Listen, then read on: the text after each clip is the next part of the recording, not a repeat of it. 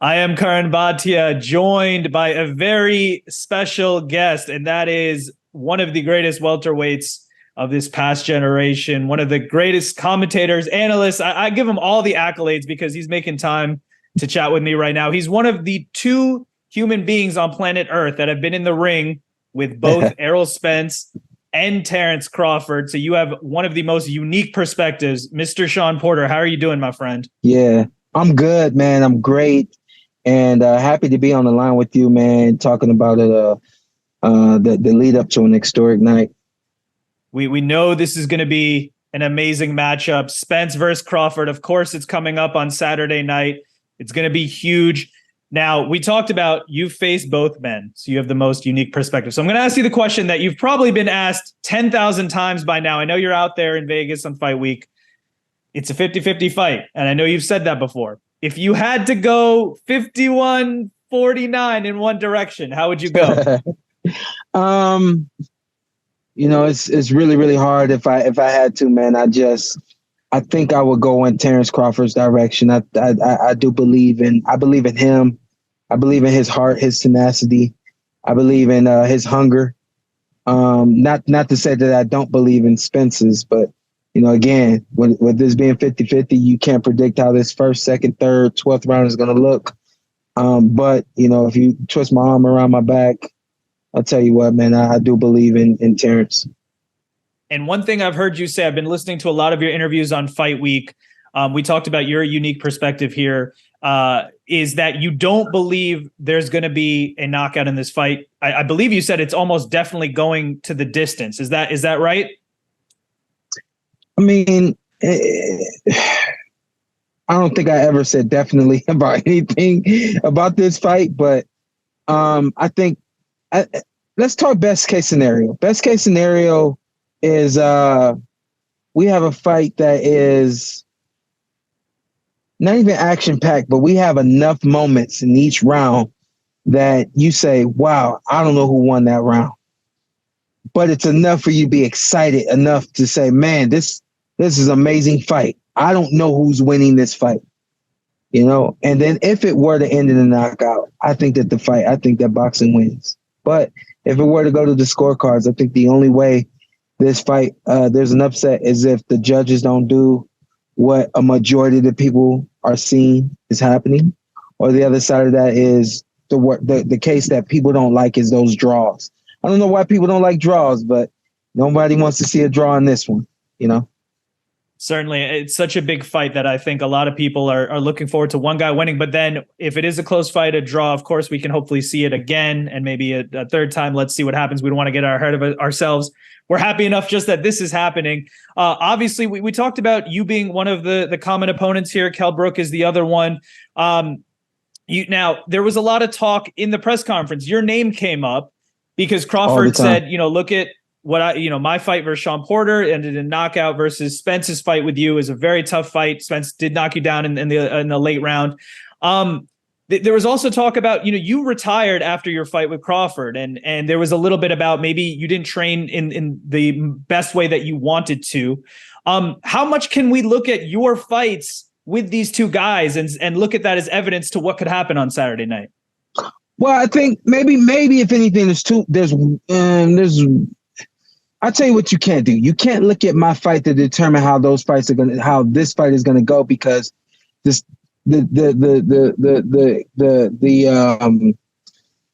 obvious of Styles making fights, it won't make sense to watch that fight watch my fight with either of them to determine how this fight's gonna go.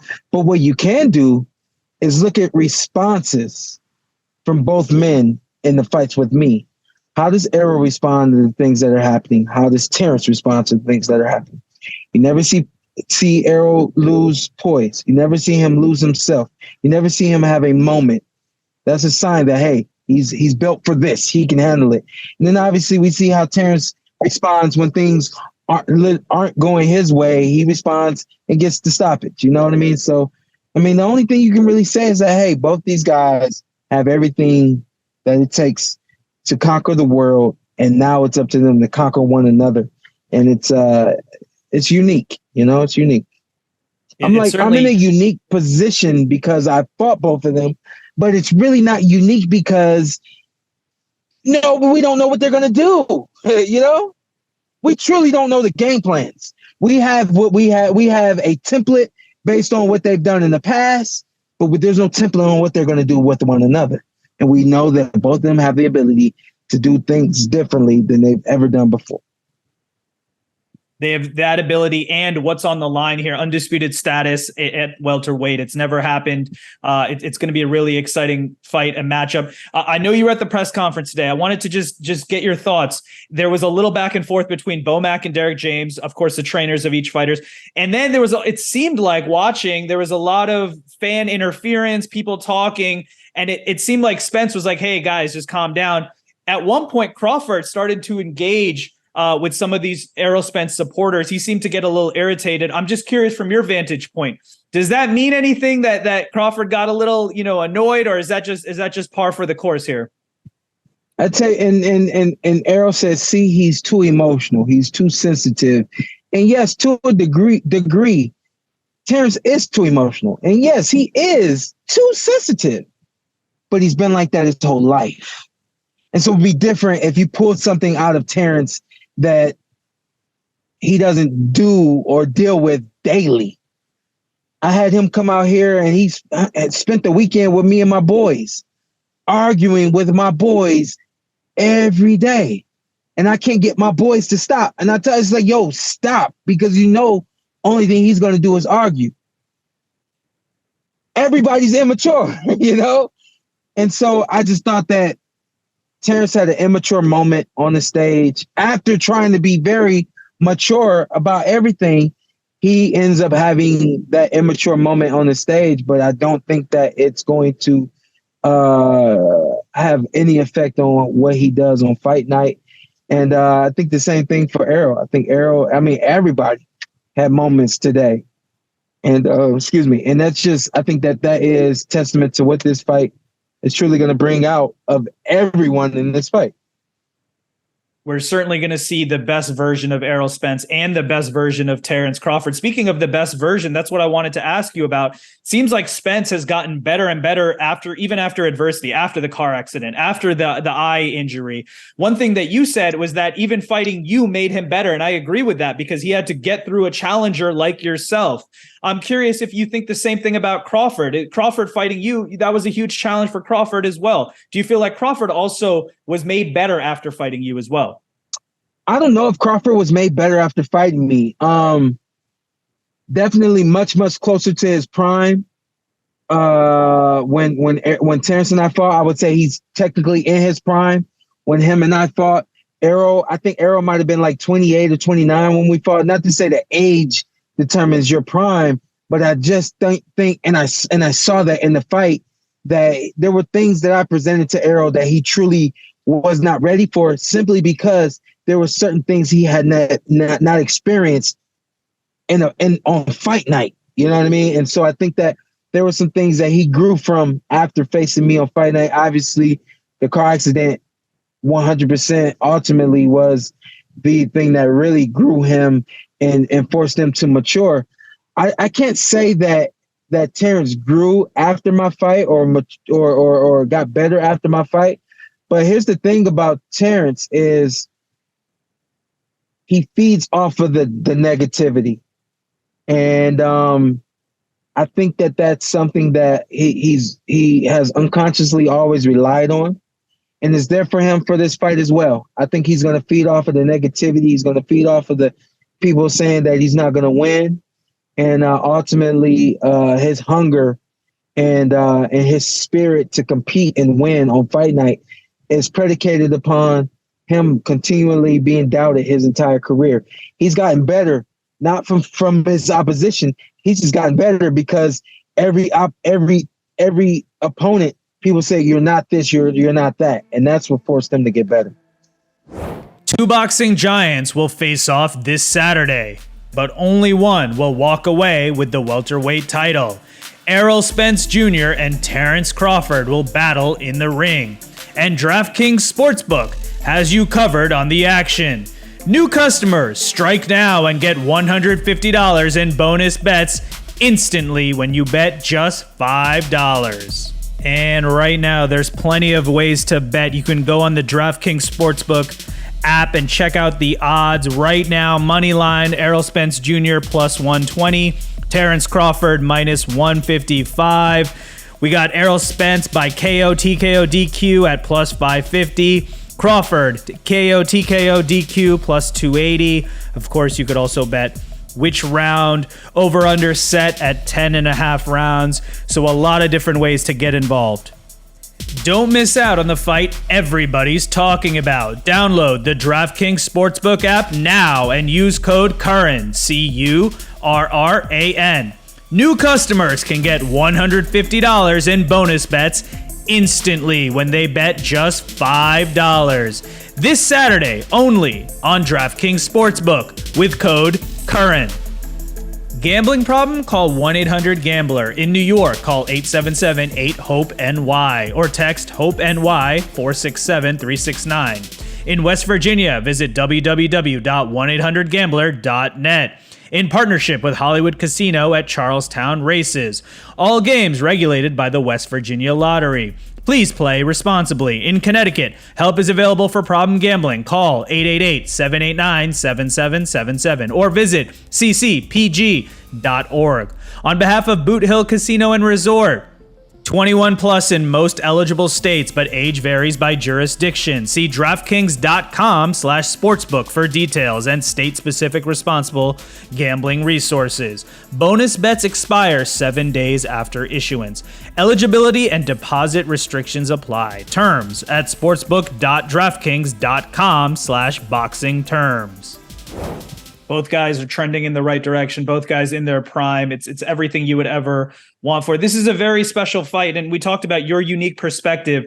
I know that you are probably always a boxing fan. You watch boxing, but I know you've said even more so in the last 5 years, you started seriously watching boxing. Now you host the Porterweight podcast. You're an announcer, a commentator. So I know you've watched even more intensely.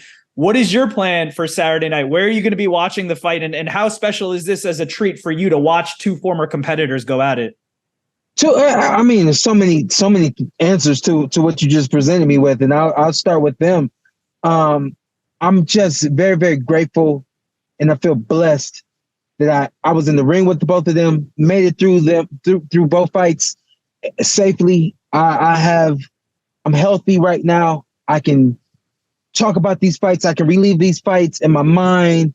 The list goes on. I'm able to articulate all of these things. And so now, even with the podcast, I'm able to enjoy this fight and bring more notoriety to my show, bring different guests on that wouldn't normally come onto a podcast that's talking about boxing. I mean, the list kind of goes on from there. This is what I said about this. Everyone's going to be able to eat because of these two guys right here. And I'm definitely grateful for both of them to even help get me into the position that I'm in right now. And then the other side of all that, man, I won't be working ringside fight night. Definitely have a sour taste in my mouth about that. However, I picked up a job with GQ. So I'll be working GQ on fight night, doing some celebrity posting and things like that periodically through the night for GQ. And the other side of all of that is I'm launching Shawn Porter Suits and Services on fight night. And so I'm going to tie that into the whole GQ thing, tie that in with the whole fight. And it is, man, at the end of the day, man, I'm excited that I get to be there, get to partake in the festivities and enjoy an amazing night of boxing. As someone who got to call live fights with you, be on the road with you, I got to see firsthand what comes with the Shawn Porter wardrobe, the suits, and so GQ is a perfect fit for Mr. Shawn Porter. And let me, something I want to share, something I remember you said on the road once was the reason you're able to dress the way you do is because you're fearless. Could you just give me a little bit of your mindset about the way that you dress and present yourself? I like to, so it kind of, everything kind of comes full circle with me. My entire life, I didn't drink. I didn't smoke. Not because mom and dad told me not to. Not because, or I would say not only because mom and dad told me not to. Not only because I was an athlete and those are things that we shouldn't do as athletes. But one of the other reasons, major reasons in my mind, why I never drink and smoke when people started doing that in high school, I was like, I don't need to do that. I don't want to do that. I had to be different. And that's what the Porter way is. The Porter way is just being yourself, being unique, being different, and being fearless not to be different, or being fearless to not be to be different. I don't know if I'm saying that right, but yeah, I mean, honestly, at the end of the day, the Porter way is we just do things differently. Even our takes on boxing, we deliver it a little different from anyone else, and it just is the Porter way. And so the same thing with my suits and my suit line. Our tagline is we fit you to fit you. So you don't have to wear something you've ever seen me in on fight night. But what you do have to do is you have to design your suit, and we present you with all the fabrics to design your suit, top, bottom, waistcoat, the whole nine, to fit you. And we measure you over 33 measurements to fit you, how you want this suit to fit you. So when you step out wherever you're going and you're in a Shawn Porter suit, you're going to feel like you. You're going to feel like your best version of you, because that's what the Porter way is. And that's what the Shawn Porter suits and services is. We make you to fit you so that you feel comfortable in whatever you're in. I'm sold. I got to get me an appointment to get a tailored suit from Shawn Porter's line. 100%. My guy is in New York, and so we will see you, sir. I love it. Just two more quick questions for you.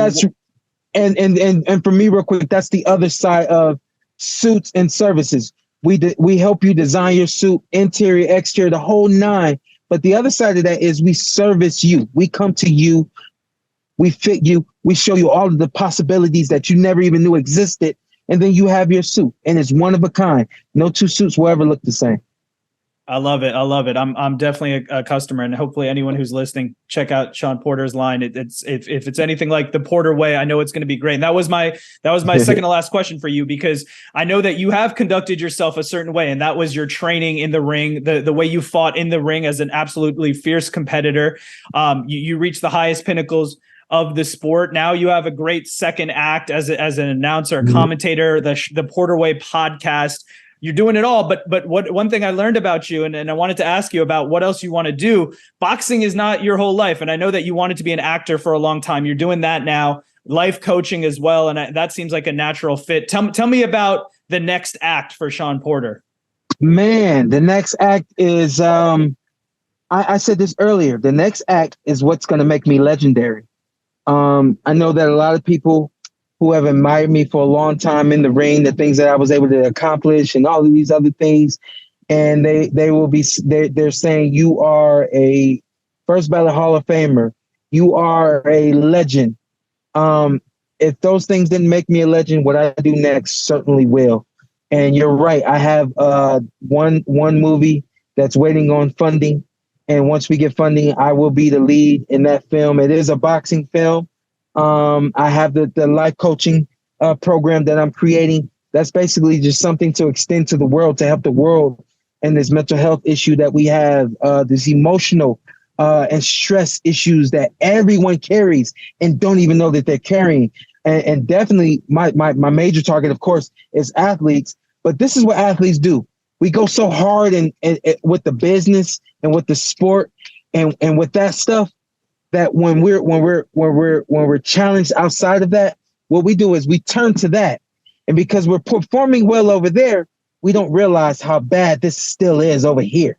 And eventually, unconsciously, it starts to pour into the business. It starts to pour into the athletics, starts to pour into the performance. And so that's what I want to do. I want to help connect the dots for athletes specifically, but business people alike, and help them connect the dots so that your performance at home, your performance in your personal life will improve their performance in your business life. The business life will improve the performance in the personal life, and it just works seamlessly. And that's what I'm out to do.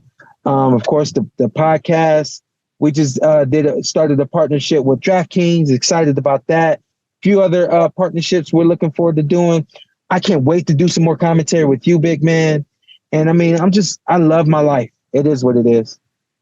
I applaud you for bringing up mental health, for helping people. And one thing I can say to anyone listening to this Shawn Porter is a very genuine person. He's exactly the same way behind the scenes. And I do feel like you genuinely want to help people, and you are helping people. You inspired people in the ring for so many years, and now you found other creative ways to do that. So I encourage everyone to check out all the great work you're doing. I'm going to ask you one last question because you've been so generous with your time. You're in a car right now. I hope you have, in the Las Vegas heat, I hope you have the AC cranked to the extreme. Absolutely, so I don't want to take up too much of your time. I'm going to ask you one last question. You're out there for fight week. I'm sure you've gone through this yourself. You've been a headliner before. I'm sure this is bringing back some memories and things like that. The last time we saw you in the ring was against Terence Crawford in 2021 when you announced your retirement.